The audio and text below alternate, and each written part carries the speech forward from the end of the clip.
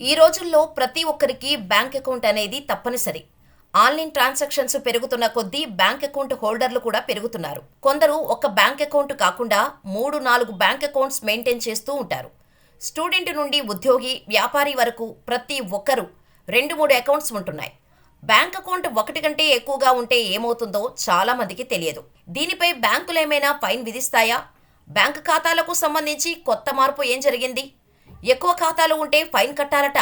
తాజాగా reserve bank of India తీసుకొచ్చిన rules ఏమిటి? అసలు ఎక్కువ ఖాతాలు ఉంటే ఎన్ని వేలు ఫైన్ కట్టాలో ఇప్పుడు తెలుసుకుందాం. భారతదేశంలో ఒక వ్యక్తికి ఎన్ని అకౌంట్స్ ఉండాలి అనే దాని గురించి ఎలాంటి రూలు లేదు. ఒక వ్యక్తి ఎన్ని బ్యాంక్ అకౌంట్స్ అయినా తెరవచ్చు. దీనికి ఆర్బీఐ ఎలాంటి రూల్స్, కండిషన్స్ విధించలేదు. అయితే మీరు ఎన్ని ఎక్కువ బ్యాంక్ అకౌంట్స్ ఓపెన్ చేస్తే వాటిలో కనీస బ్యాలెన్స్ మెయింటైన్ చేయాలి. మీరు ఇలా చేయకపోతే మీ సిబిల్ స్కోర్పై ప్రభావం చూపుతుంది. అయితే ఎస్ఎంఎస్ అలర్ట్స్, ఏటీఎం ఛార్జెస్ లాంటివి ఉంటాయని మీరు గమనించాలి. సాధారణంగా ఎక్కడైనా ఉద్యోగాలు మారినప్పుడు కొత్త కంపెనీ పార్ట్నర్షిప్ బ్యాంకుతో మీకోసం శాలరీ అకౌంట్ ఓపెన్ చేసి ఇస్తుంది. దీంతో కొందరికి 2, 4 లేదా 5 ఇలా వేరువేరు బ్యాంకుల్లో అకౌంట్స్ మేనేజ్ చేయాల్సి వస్తుంది. అయితే అటువంటి అకౌంట్స్ గురించి కొన్ని conditions reserve bank of India ప్రకటించింది. ఒక వ్యక్తికి ఒకటి కంటే ఎక్కువ బ్యాంక్ అకౌంట్స్ ఉండి ఆ అకౌంట్స్లో ఏవైనా మోసపూరిత లావాదేవీలు జరిగినట్టు తేలితే అధిక జరిమానా విధించనున్నట్టు రిజర్వ్ బ్యాంక్ ఆఫ్ ఇండియా ప్రకటించింది. ఎవరి అకౌంట్లో అయినా ఎక్కువగా నకిలీ లావాదేవీలు జరిగినట్టు బ్యాంకు గుర్తిస్తే 10,000 రూపాయల వరకు జరిమానా విధించబడుతుందని, నేరం రుజువైతే చర్యలు తప్పవని ఆర్బీఐ హెచ్చరించింది.